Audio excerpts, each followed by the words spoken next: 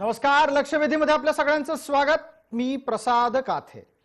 सर्वोच्च न्यायालयानं शेतकऱ्यांच्या आंदोलनात थेट हस्तक्षेप करत शेतकरी आंदोलकांनाही पसंत पडेल आणि केंद्रालाही पसंत पडेल असा सुवर्ण मध्य काढण्याचा प्रयत्न केलाय।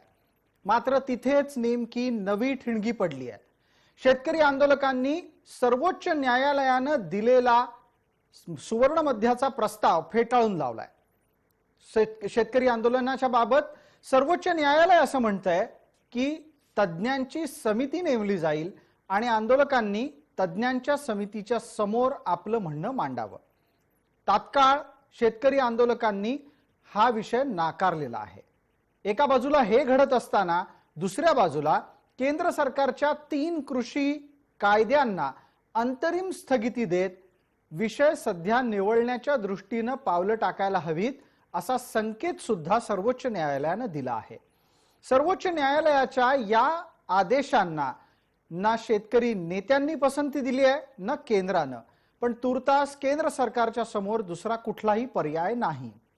दरम्यान स्थापन केलेल्या समितीत सगळे कायद्याचे समर्थकच भरले आहेत असा आक्षेप नोंदवत आंदोलकांनी न्यायालयाच्या भूमिकेच्या विरोधात जाण्याची जणू तयारीच केली आहे आणि याचमुळे समितीला विरोधही होऊ लागला आहे। सर्वोच्च न्यायालयाचे सुनावणी केल्याबद्दल आभार मानताना राकेश टिकैत यांनी स्पष्टपणे भूमिका घेतली आहे की जे काही केलं गेलंय ते शेतकऱ्यांना पसंत पडलेलं नाही। शेतकऱ्यांच्या अशा भूमिका या आंदोलन आणखी किती काळ चालू ठेवणार आहेत?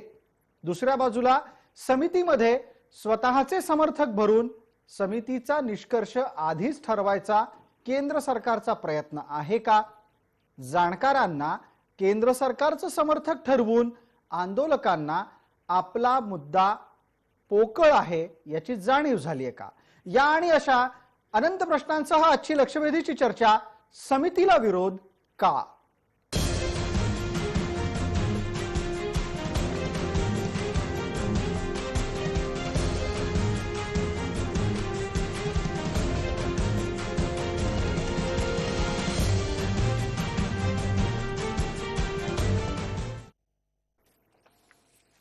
चर्चेची सुरुवात आपण करतोय। आपल्या सोबत अजित नवले आहेत, सरचिटणीस अखिल भारतीय किसान सभेचे आहेत, भारतीय जनता पार्टीचे प्रवक्ता आणि प्रतिनिधी या नात्याने थोड्याच वेळात आपल्या सोबत माजी कृषी मंत्री अनिल बोंडे जोडले जाणार आहेत।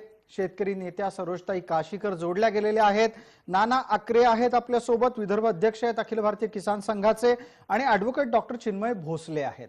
सर्व मान्यवरांचं स्वागत। पहिल्यांदा तांत्रिक मुद्द्यांची जाण करून घेण्यासाठी चिन्मय भोसले यांना माझा थेट प्रश्न असेल। चिन्मयजी, ज्या पद्धतीने सर्वोच्च न्यायालयाने समिती स्थापन करण्याचा प्रस्ताव दिला, अशा प्रकारे न्यायालयाला आंदोलनात हस्तक्षेपाची गरज होती का? आंदोलनात हस्तक्षेप करणे हा त्याचा हेतू नव्हता। कारण जर तुम्ही ह्याच्या आधीची जर हिअरिंग पाहिलीत तर माननीय सर्वोच्च न्यायालयाने सरकारला देखील विचारले होते की इतके दिवस जर आंदोलन चालू आहे तर त्याबद्दल तुम्ही काय स्टेप्स घेताय, आणि आम्हाला असं दिसून येते की जे काही तुमचे प्रयत्न आहेत त्यातनं काही मार्ग निष्पन्न होत नाहीये, कुठला निघत नाहीये। त्यामुळे आज शेवटी सर्वोच्च न्यायालयाने ठरवलं की कुठल्याही बाजूच्या विरोधात किंवा त्याच्या बाजूने निकाल देण्याच्या आधी ते एक समिती नेमतील आणि त्या समितीचा जेव्हा एक अहवाल कोर्टासमोर येईल त्या अहवालाचा विचार करूनच पुढची ऑर्डर दिली जाईल, आणि तोपर्यंत हे तिन्ही जे कायदे बनवलेले आहेत ते स्थगित करावेत असं आज माननीय सर्वोच्च न्यायालयाने म्हटलेलं आहे। त्यामुळे हस्तक्षेप तो सगळ्या आपल्या आत्ताच्या ॲजिटेशन मध्ये नसूनही काल त्यांनी सरकारला विचारले होते की तुम्हाला काही हे थांबवता येतंय का, तुम्हाला यातनं काही तोडगा काढता येतोय का, त्यावर काही पुरेसं असं उत्तर मिळालं नसल्याने आज त्यांनी, बरोबर आहे, काल आपल्या सुनावणीच्या दरम्यान ज्या ज्या प्रकारच्या प्रश्नांना त्यांनी केंद्र सरकारच्या समोर ठेवलं, केंद्र सरकारनं त्या समोर आपली स्पष्टपणे वेगळी भूमिका घेतली। न्यायालयाला अपेक्षित असलेली भूमिका मांडली गेलेली नाही, हे या निमित्तानं समोर आलं। चिन्मय भोसले, पुढचा मुद्दा, ज्या पद्धतीनं सर्वोच्च न्यायालयानं आपल्या सुनावणीच्या दरम्यान 3 कायद्यांना स्थगिती दिलेली आहे, ही स्थगिती अंतरिम आहे। अंतरिम स्थगिती असल्यानं कोणाच्या पारड्यात जय पडलाय, कोणाच्या पारड्यामध्ये पराजय पडलाय, आणि अशा प्रकारचा निष्कर्ष इतक्या लवकर काढण्याची गरज आहे का? दोन्ही मुद्दे आहेत. मुळात पहिला भाग म्हणजे कुणाचाही ह्याच्यात विजय झालाय असं म्हणण्या चुकीचं राहील. तुम्ही जर आज माननीय सर्वोच्च न्यायालयातले जर हिअरिंग पाहिली असेल किंवा ऐकली असेल तर तसं माननीय सर्वोच्च न्यायालयाने मुद्दामून म्हटलं देखील आहे की ही जी समिती आम्ही नेमतोय किंवा ही जी आज ऑर्डर पास करतोय याचा अर्थ असा कुणीही लावू नये की प्रत्येक एखाद्या कुठल्या तरी साईडचा आम्ही विजय करून घोषित करत आहोत म्हणून. हा झाला एक मूळ मुद्दा. दुसरा म्हणजे आत्ताचा जो सगळा घोळ झालेला आहे की आता कमिटी नेमली आहे तर आता कुठल्या तरी एखाद्या साईडनं निर्णय लागलाय का किंवा सरकारच्या बाजूने आहे का किंवा आंदोलकांच्या विरोधात आहे का नाही, याच्या आधी मला माहित नाही की प्रत्येक जनतेला जे आता तुमचा आता न्यूज चॅनल बघत असतील बरं, त्यांना नेमके हे 3 कायदे आहेत काय आणि त्यात म्हटलंय काय हे कितपत माहित आहे हे मला मुळात प्रश्नचिन्ह आहे. अगदी चिन्मय भोसले, आपला प्रश्न रास्त आहे. दरम्यान या 2 तांत्रिक महत्वाच्या मुद्द्यांवर कायदेशीर दृष्ट्या काय भूमिका आहे, कशा प्रकारे त्याचे अर्थ निघतायत, काय कायदेशीर अर्थ आहे, या मुद्द्यांवर आपण बोललात. मला पटकन अजितराव नवलेंकडे जायचंय. अजितराव, न्यायालयाच्या आजच्या निकालानंतर निष्कर्ष काढण्याची घाई होतीये का दोन्ही बाजूंनी? हा प्रश्न दोन्ही बाजूंना लागू आहे. नक्कीच याच्याबद्दल लगेच निष्कर्ष काढण्याची काही आवश्यकता नाहीये. आमचा स्टँड याच्याबद्दल आम्ही अगोदरच क्लिअर केलेला आहे की न्यायालयाने ही जी काही स्थगिती दिलेली आहे त्या स्थगितीचं स्वागत.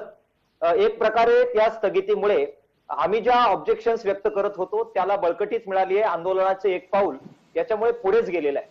मात्र समितीच्या बद्दल त्यात कोणती नावं आहेत या पलीकडे जाऊन सुद्धा या कन्सेप्टलाच आमचा काही सकारात्मक प्रतिसाद नव्हता. काल संघर्ष समितीनं याच्याबद्दल क्लिअर सांगितलं होतं की अशा कोणत्याही त्रयस्थ समितीच्या समोर सुनावणीसाठी शेतकरी संघटना जाणार नाहीत. सरकारशी सरळ डायलॉग होईल. सरकारने कायदे केलेले आहेत, जनता सार्वभौम आहे, सरकार सार्वभौम आहे, तर सरकार बरोबर सरळ चर्चा होईल.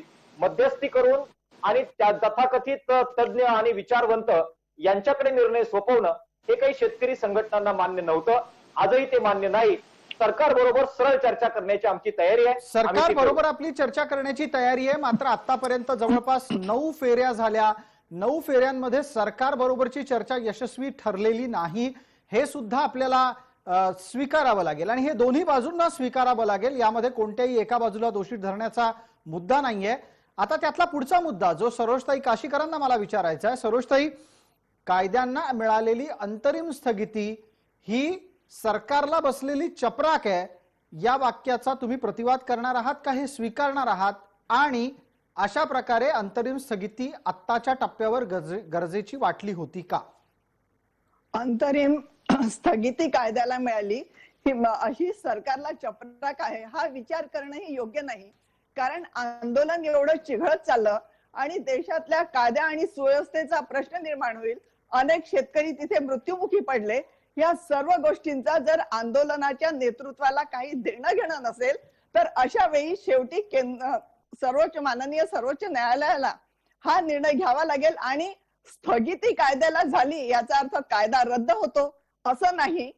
स्थगिती झाल्यावर पुन्हा त्या कायद्यावर चर्चा होते आणि पुन्हा तो कायदा पारित केलाच जातो. संसदेत ही चर्चा होईल. त्याच्यामुळे त्याच्याबद्दल कोणाला खूप खुश होण्यात किंवा कोणाला केंद्राला चपराक बसली किंवा आंदोलकांना चपराक बसली हा याच्यातला सुवर्ण मध्य नाही.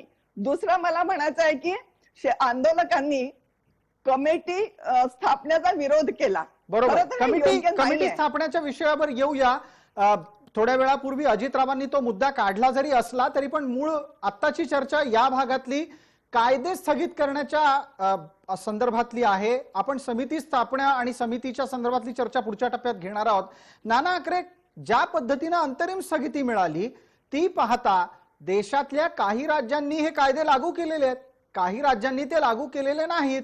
अशा वेळेला अंतरिम स्थगिती कशी काम करणार?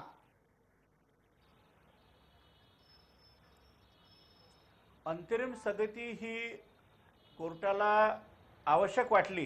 ठीक आहे, सरकारने त्याचं निवेदन केलं होतं, सरकार कोर्टात गेली अशातला काही भाग नाही आहे. कोर्टाने लॉ अँड ऑर्डर डिस्टर्ब होऊ नये आणि एकंदरीत परिस्थितीचा आढावा घेऊन काल केंद्र सरकारला विचारणा केली. 45 दिवसात 1.5 महिन्यात 9 बैठकांमध्ये जर समाधान होत नाही तर अंतरिम स्थगितीचा पर्याय हा कोर्टाने निवडला आहे. ज्या राज्यांनी किंवा काय ते राज्य निर्णय घेतील, परंतु हा अत्यंत शेतकऱ्यांच्या उपयोगाचा कायदा असल्यामुळे या बाबतीत रद्द करण्याचं कारण नाही. बरं. आणि अंतरिम स्थगितीचा जो विषय आहे ही काही फायनल स्टे नाही आहे, याचा पुनर्विचार होणारच आहे. दोन्ही लोकांना आपली बाजू मांडण्याचा अधिकार आहेच आणि तज्ज्ञांच्या समितीसमोर सगळ्यांनी गेलं पाहिजे, आपलं म्हणणं मांडलं पाहिजे. ठीक आहे. तर सरकार समोर ठीक आहे, या मुद्द्यावरही बोलूच. एक आणखीन महत्वाचा मुद्दा मग पटकन चिन्मय भोसले यांच्यासाठी आणतो. चिन्मय भोसले, आपल्याला आठवत असेल गेल्या 2 महिन्यामध्ये शेतकऱ्यांनी नव्या कायद्याच्या अंतर्गत न्याय मागण्याचा प्रयत्न केला. त्यांना जेव्हा जेव्हा नाडलं गेलं तेव्हा त्यांनी न्याय मागण्याच्या केलेल्या प्रयत्नात नव्या कायद्यामुळे यश मिळालं. आता अंतरिम स्थगिती आहे. अंतरिम स्थगितीमुळे न्याय मागण्याचा शेतकऱ्यांचा हक्क काही काळासाठी हिरावून गेला आहे का? चिन्मय भोसले, त्यांचा कुठलाही हक्क काढून घेतलेला नाहीये. ही जी स्थगिती दिलेली आहे कायद्यांना, ती का दिली आहे तर ती स्थगिती दिलेली असतानाचा जो काळ आहे त्या काळात ती जी 4 मेंबरची कमिटी बसणार आहे त्यांच्या समोर प्रत्येक आंदोलकांच्या वेगवेगळे जे घटक आहेत त्या प्रत्येक घटकांनी, प्रत्येक ग्रुपनी त्या कमिटी समोर जावं, त्यांचं निवेदन द्यावं, त्यांचं म्हणणं मांडावं. तसंच सरकारने देखील करावं आणि जो काही न्याय त्यांना त्यातनं निष्पन्न होऊ शकतो हे कमिटी समोर मांडावा आणि त्याचा अहवाल सुप्रीम कोर्टाकडे जावा, असं ह्यातनं निष्पन्न व्हावं असं सुप्रीम कोर्टाचं मत आहे. ठीक. कारण इतका वेळ 1 on 1 द्यायला सुप्रीम कोर्टाला देणं शक्य होणार नाही प्रॅक्टिकली. त्यामुळे एक समिती नेमली गेली आहे आणि ती समिती ह्या कारणानेच दिली गेली आहे कारण आंदोलकांचं जे सरकार बरोबर बोलणं होते ते काही फारसं निष्फळ ठरतंय. ठीक आहे. त्यामुळे सुप्रीम कोर्टाने चिन्मयजी मध्ये आपल्याला याचसाठी थांबवतोय. अजितराव नवले आपल्यासाठी एक अत्यंत महत्वाची घटना इथे नोंदवतो. आम्ही किती निष्पक्षपाती चर्चा करतो याचं एक चांगलं उदाहरण असं आहे, स्वतः सुनील घनवटच या चर्चेत आलेले आहेत. त्यामुळे तुमचे आक्षेप काय आहेत ते तुम्ही मांडा. सुनील घनवट आपल्या सोबत आहेत, त्यांच्याकडून आम्ही त्याची उत्तरं घेऊ. पहिल्यांदा एक संधी अनिल घनवट, माफ करा, एक पटकन संधी मी आपल्या सोबत असलेल्या अजितराव नवलेंना देतो. अजितराव, घनवट यांच्यासारखी व्यक्ती समितीत आहे. घनवट यांच्याप्रमाणेच कृषी क्षेत्राला वाहून घेतलेले इतरही मान्यवर त्या समितीत आहेत, तरीही तुमचा समितीवर आक्षेप आहे. तुमच्याकडून समितीवर असलेल्या आक्षेपांची माहिती 1, 2, 3 अशा 3 प्रमुख आक्षेपांमध्ये सांगावी. मुळात समितीत कोण माणसं आहेत यापेक्षाही समिती या संकल्पनेलाच आमचा विरोध आम्ही काल स्पष्ट केलेला आहे आणि अशा कोणत्याही समितीच्या समोर संयुक्त किसान मोर्चाचं कुणीही जाणार नाही असं प्रेस नोट काढून काल दिल्लीवरून सांगण्यात आलं. त्याची प्रेस नोट मी आपल्याला कालच पाठवलेली आहे. मुद्दा नंबर 2, ही जी काही समिती स्थापन करण्यात आलेली आहे यात 4 सदस्य आहेत. अनिल घनवट माझे मित्र आहेत, आमच्या नगर जिल्ह्याचेच आहेत, त्यामुळे व्यक्तिगतरित्या आमची मैत्री पुढेही चालू राहील, मागे होतीच. मात्र ते ज्या विचाराचे समर्थक आहेत किंवा अशोक गुलाटी असतील, पी.के. जोशी असतील किंवा भूपेंद्र सिंग मान असतील, हे सगळीच लोक हे प्रायव्हेट कॉर्पोरेट लेड ऍग्रिकल्चर मार्केटचे समर्थक राहिलेले आहेत आणि कॉर्पोरेट सेक्शनला सबंध बाजार व्यवस्था, विशेषतः शेतीमालाचा व्यापार हा खुला झाला पाहिजे याचे अनेक कायद्याचे समर्थक राहिलेले आहेत. अगोदरच जे कायद्याचे समर्थक आहेत त्यांना तुम्ही न्यायाधीश नेमलं तर त्याचा काय निकाल येईल हे सांगण्याची मला असं वाटतं की गरज राहत नाही आणि म्हणून ज्यांचा अगोदरच निष्कर्ष ठरलेला आहे त्यांच्या पुढे सुनावणीला जाऊन त्यातून काही वेगळं अपत्य जन्माला येईल असं जर कोणाला वाटत असेल तर इतके काही दूध खुळे आम्ही शेतकरी संघटनांचे नेते नाही आहोत. ठीक आहे. तिसरा आक्षेप अजितराव, तिसरा आक्षेप, 2 आक्षेप पोहोचले. नावांनाही आमचा विरोध आहे. ठीक आहे, नावांनाही आपला विरोध आहे. अजितराव, अनिल घनवट साहेब आपल्याकडे आहेत आणि ते सगळं ऐकतायत, पण एक छोटी आठवण करून देतो. तुम्हालाही आठवत असेल घनवट साहेब ही तीच व्यक्ती आहे जी 2017च्या शेतकरी संपात तुमच्या खांद्याला खांदा लावून लढत होती. तेव्हा ते चालले, आता ते चालत नाहीत. अजितराव, याचं उत्तर आहे? अजित नवले, त्याबद्दल वाद नाही. अजित नवले, आपला आवाज गेला होता, त्यामुळे कृपया मुद्दा परत सुरू करा. अनिल घनवट हे आमचे मित्र आहेत, त्याबद्दल वाद नाही. परंतु अनिल घनवटांनी भर आंदोलनाच्या वेळी कर्जमाफीची मागणी ही भीक मागणारी मागणी आहे म्हणून आम्ही तुमच्या आंदोलनात नाही अशा प्रकारची भूमिका या ठिकाणी घेतलेली होती. शरद जोशी प्रणित शेतकरी संघटना ही संपाच्या ऐन भरात ही या आंदोलनातून बाहेर पडली होती. सुकाणू समितीत, संघर्ष समितीत ते आले नाहीत आणि या कर्जमाफी सारख्या भिकार मागण्या आणि हमी भावासारख्या भिकार मागण्या आम्ही करणार नाही अशी भूमिका घेऊन या संपातून बाहेर पडलेले होते. याची सुद्धा आठवण मी आपल्याला करून देतो. ठीक आहे, आपले आक्षेप काय आहेत ते पोहोचलेले आहेत. पहिला आक्षेप आपला असा आहे की तुम्ही समितीच मान्य करत नाही. दुसरा आक्षेप तुमचा असा आहे की समितीमध्ये सगळेच कायद्याचे समर्थक आहेत, त्यामुळे समितीचा निष्कर्ष ठरलेला आहे. तिसरा आक्षेप तुमचा असा आहे की समितीत असलेल्या नावांना तुमचा विरोध आहे. गणवट साहेबांशी असणारा आपला संपर्क थोडासा तुटलाय, ते लवकरच जोडले जातील. दरम्यान पटकन अनिल बोंडे आपल्या बरोबर जोडले गेले आहेत. अनिल बोंडे महाराष्ट्राचे माजी कृषी मंत्री राहिलेले आहेत, आता भारतीय जनता पार्टीचे प्रवक्ता या नात्याने या चर्चेत आहेत. बोंडे साहेब, समितीच्या वर नोंदवले गेलेले आक्षेप तुम्हाला हेतुपुरस्सर वाटतात की निर्भेळ आणि थेट वाटतात? अजित नवले असो किंवा त्यांचा कम्युनिस्ट पक्ष असो किंवा काँग्रेस असो, जे जे मोदी द्वेषाने पछाडलेले आहेत त्यांनी ठरवूनच घेतलंय की केंद्र सरकारवर आमचा विश्वास नाही, आता सर्वोच्च न्यायालयावरही विश्वास नाही, सर्वोच्च न्यायालयाने नेमलेल्या समितीवरही विश्वास नाही, सर्वोच्च न्यायालयाने तोडगा काढण्याचा प्रयत्न केला. एकीकडे म्हणायचं की बस केंद्र सरकारला फटकारलं, थापड मारली, कालचे जे वक्तव्य होते थापड मारली, आणि दुसरीकडे सर्वोच्च न्यायालयाने ज्या स्टेप घेतलेल्या आहे की तुमचं म्हणणं कोणातरी निष्पक्ष कृषी तज्ञांकडे, कृषी अर्थतज्ञांकडे मांडलं गेलं पाहिजे आणि या कायदा रद्द करण्याकरता तुमची भूमिका का आहे ही तुम्ही स्पष्टपणे सांगा. पण अनिल किंवा बोंडे, या अनिल बोंडेजी, कायद्यामध्ये बोंडेजी, त्रुटी असेल, आंदोलकांचं त्रुटी म्हणणं असेल. आहे की समितीतले लोक निष्पक्ष नाहीच आहेत. हा आक्षेप त्यांचा मान्य करण्यासारखा आहे. मग यांनी पुन्हा सर्वोच्च न्यायालयाकडे जावं आणि हे लोक निष्पक्ष वाटतात ते नावं सुचवावे. अगदी सर्वोच्च बरोबर. न्यायालय हा कदाचित त्यांचा तार्किकदृष्ट्या विचार मुद्दा करेल. योग्य आहे. अनिल बोंडेंनी दिलेल्या मुद्द्याच्या अनुसार अजितराव, तुमच्याकडे अशी कुठली निष्पक्ष शेतकरी तज्ञांची नावं आहेत की जी समितीत असायला पाहिजे? मी आपल्याला पुन्हा स्पष्ट करतो की कन्सेप्ट म्हणूनच आम्हाला समिती मान्य नाहीये, त्यामुळे नावांची चर्चा होऊ शकत नाही. आमचं म्हणणं आहे सरळ शेतकरी संघटना या सरकार बरोबर बोलतील आणि ज्यांना कोणाला मध्यस्थी करायची आहे त्यांनी शेतकरी संघटना आणि सरकार यांच्यामध्ये मदत करावी. आम्हाला त्याचा विरोध करायचं काही कारण नाही, परंतु तिसरं काही व्यासपीठ काढणं हे कन्सेप्ट म्हणूनच आम्हाला अमान्य आहे. त्याच्यामुळे त्याच्यात कोणती नावं असावीत आणि ही नावं असावीत की नसावीत या चर्चेमध्ये मला असं वाटतं जाण्याचा प्रश्नच उद्भवत नाही. आपण असं म्हणता आहात की समितीचाच विषय मान्य नाहीये. नाना आकरे आपल्यापर्यंत येतो, पण दरम्यान एकदा अनिल बोंडे हात वर करतायत, त्यांना प्रतिवाद करायचा या मुद्द्याचा. अनिल जी, पक्ष असो यांना काहीच मान्य नाहीये. यांना खरं म्हणजे देश तरी मान्य आहे का हे विचारायला पाहिजे. कारण की 1962 ला यांनी देश सुद्धा मान्य केला नाही, चीनचं आक्रमण मान्य केलं होतं. ही परिस्थिती आहे आणि त्याच्यामुळे यांना मान्य असण्याचा प्रश्नच नाही. हे तर त्या शेतकऱ्यांच्या खांद्यावर बंदूक ठेवून त्यांच्यामध्ये भ्रम निर्माण करून त्यांना किती जास्त दिवस बसवता येईल, या भारतामध्ये कसा गोंधळ करता येईल, 26 जानेवारीला या भारताची प्रतिमा सगळ्या जगामध्ये कशी निकृष्ट करता येईल याच्यावर टपलेले आहे.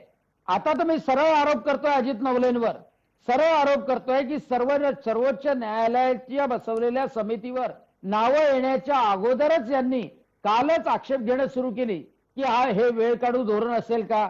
मग 9 वेळा चर्चा झाली, 2 मुद्दे सरकारने मान्य केले, त्या कायद्यामध्ये त्रुटी असल्या तर दूर करण्याचं मान्य केलं, पण कोणतीच गोष्ट नाही. पहिल्यांदा कायदे रद्द करा, म्हणजे संपूर्णतः अनार्कीची पोझिशन निर्माण करण्याचं जर उद्दिष्ट असेल तर त्यामधून फलित काहीच होणार नाही. यांना तर हे वाटतं की सरकारने गोळीबार करावा आणि तसं चित्र संपूर्ण देशभर जावं, असा यांचा उद्देश आहे. ठीक आहे अनिल बोंडे, आपण फार गंभीर आक्षेप नोंदवताय. अनिल बोंडेजी, आपण फार गंभीर आक्षेप नोंदवताय. अजितरावांची त्यावर तात्काळ प्रतिक्रिया लागेल, त्यानंतर नाना आकरे आहेत, सरोजताई आहेत, त्या बोलतीलच. आधी अजितराव नवले. अनिल बोंडे साहेबांबरोबर बद्दलचा आदर हा दिवसेंदिवस माझा कमी होत चाललेला आहे.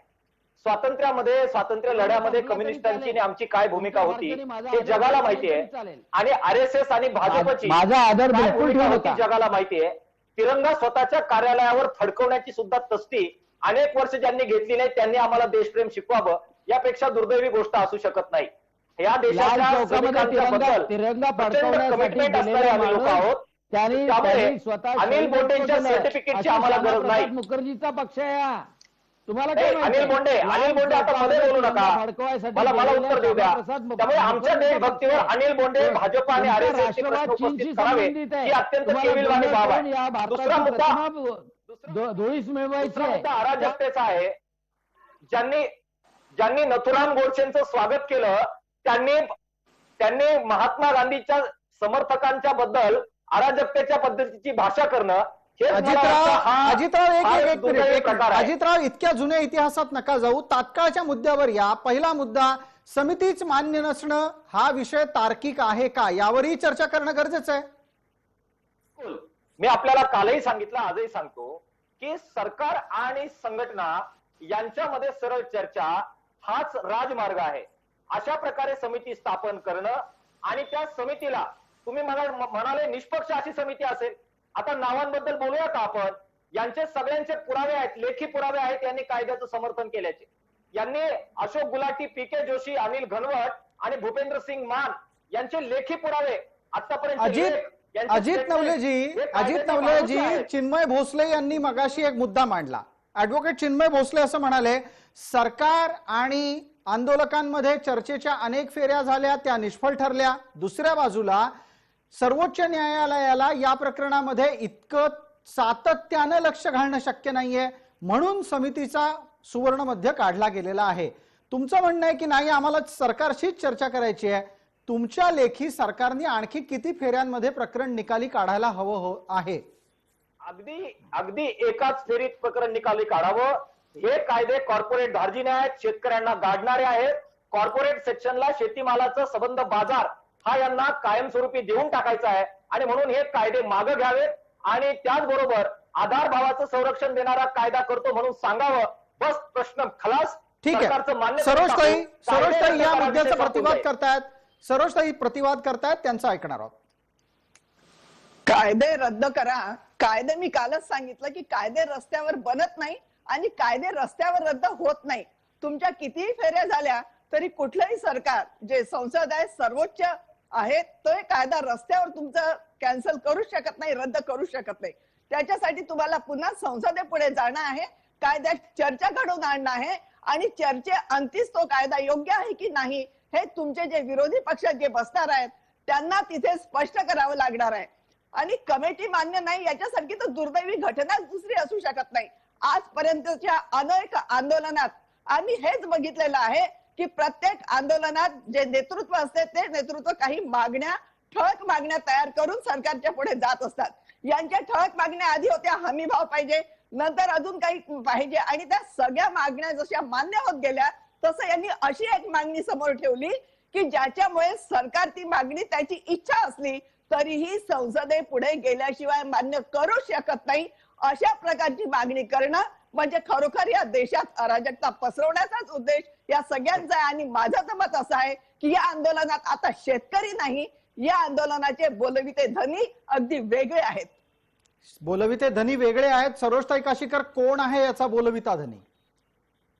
सगळे राजकीय पक्षांनी आपापल्या पोळ्या भाजण्याचा कार्यक्रम या आंदोलनाच्या माध्यमातून करण्याचा प्रयत्न सुरू आहे, असा आता मला याचा वास यायला लागलेला आहे. याच्यावर अजितरावांचं काय म्हणणं आहे? अजितराव, शेतकरी आंदोलनातून निघून गेले आहेत असंही वक्तव्य वारंवार आता होत आहे.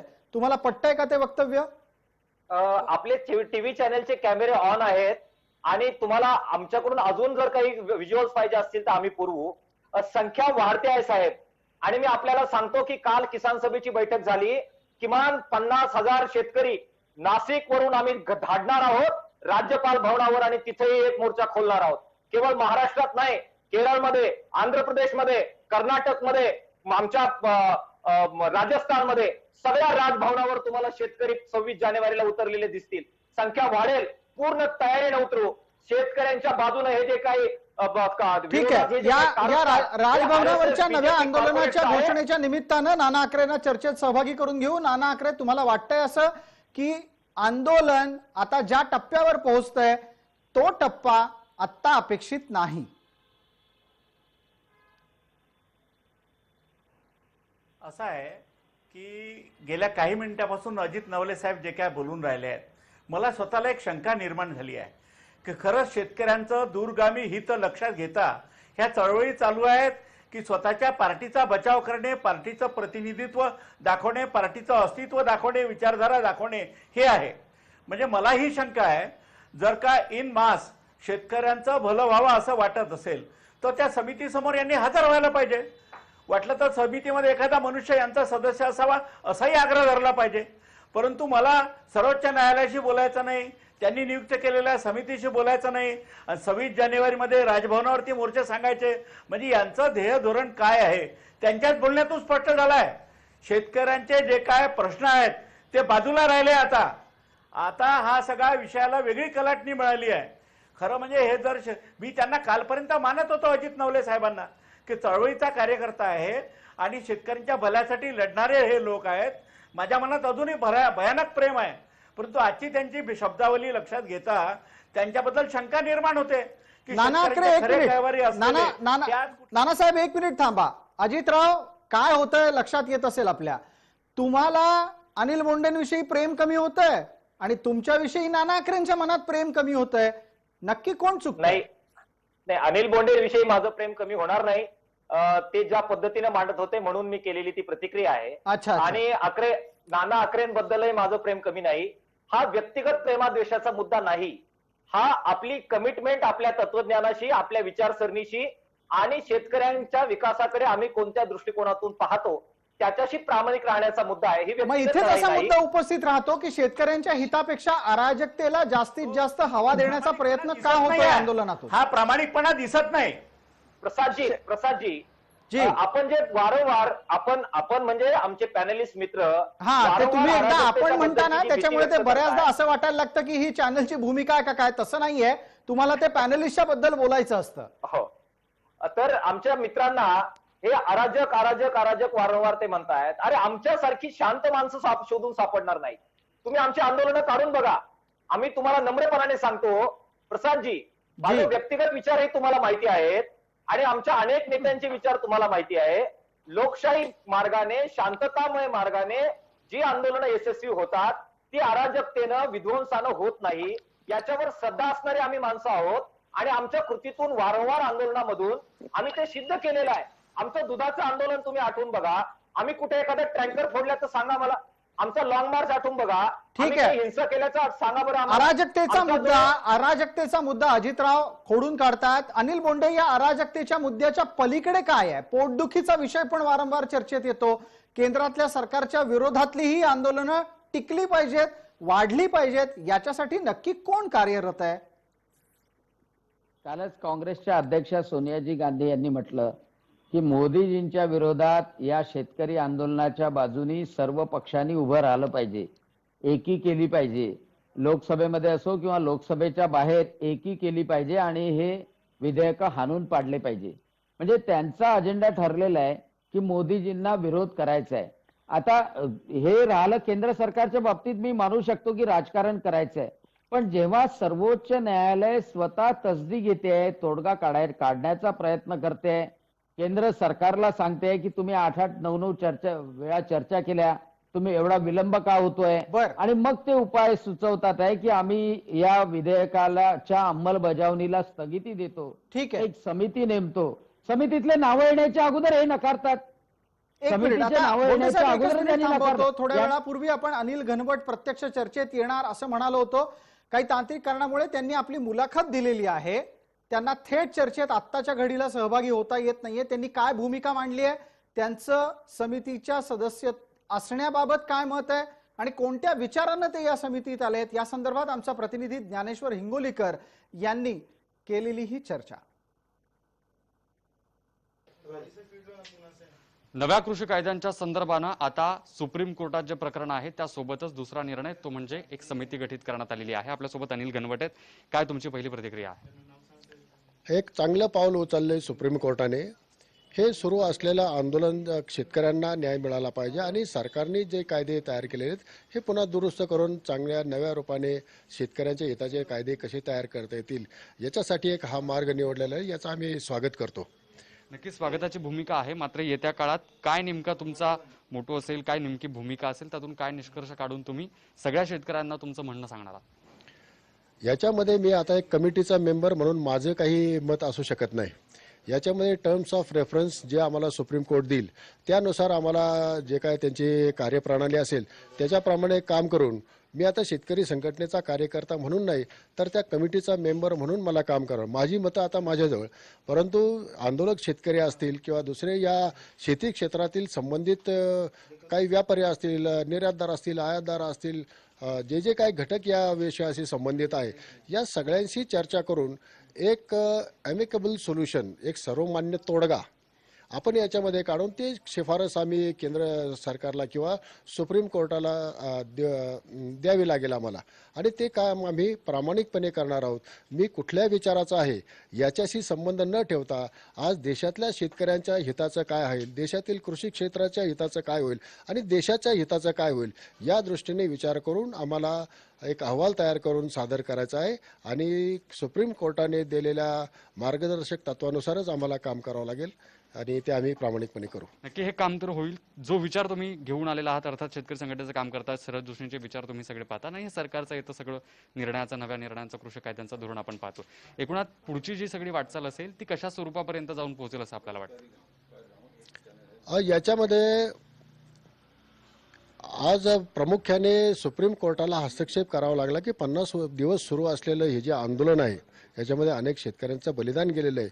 हे आंदोलन थांबलं पाहिजे आणि त्यांना आंदोलकांना न्याय मिळाला पाहिजे, ही याच्यामधली प्रमुख भूमिका आहे. आणि हा न्याय देताना एकूणच देशातील शेतकऱ्यांच्या हिताचं काय, कारण आज जे आंदोलन चालू आहे 1-2 राज्यांमधले शेतकऱ्यांचा त्याच्यामध्ये जास्त सहभाग आहे. इतर राज्य प्रातिनिधिक स्वरूपामध्ये तिथं जरी उपस्थित असतील तरी फक्त त्या 2 राज्यांचा विचार न करता एकूण देशातल्या शेतीचा, एकूण देशातील शेतकऱ्यांचा हिताचा विचार करून एक अहवाल तयार करावा लागणार आहे आणि त्या मार्गदर्शक जे तत्व आहेत त्याच्या अधीन राहून आम्हाला हे काम करावं लागणार आहे. नक्कीच आपण पाहतो की मार्गदर्शक तत्वांच्या अधीन राहून काम केलं जाईल असं ते म्हणतात. मात्र त्यासोबतच 2 राज्यांचे जे शेतकरी आहेत त्यांचाच विचार न करता सर्वसमावेशक एकूणच भारतातील शेतकऱ्यांचा विचार करून पुढे कार्यप्रणाली होईल असं अनिल घनवट यांचं म्हणणं आहे. कॅमेरा पर्सन निकेतन सोबत मी ज्ञानेश्वर हिंगोलीकर, जय महाराष्ट्र न्यूज, पुणे. अनिल घनवट यांच्या वक्तव्यामधला एक आणखीन महत्वाचा मुद्दा आहे तो म्हणजे असा की अनिल घनवट व्यक्ती म्हणून ज्या विचारांना मानतात त्या विचारांना बाजूला ठेवत सर्वोच्च न्यायालयानं आखून दिलेल्या कार्यकक्षेच्या अंतर्गतच ते निर्णय घेणार आहेत. आपल्या बरोबर सर्व पॅनलचं आपल्या असलेल्यांनी हे सगळं मत ऐकलं असेल अशी अपेक्षा व्यक्त करतो आणि सगळ्यांना विनंती करतो की काही क्षणांसाठी पटकन छोटी विश्रांती घेऊयात. लक्षवेधीच्या पुढच्या भागात लवकरच परत येऊयात.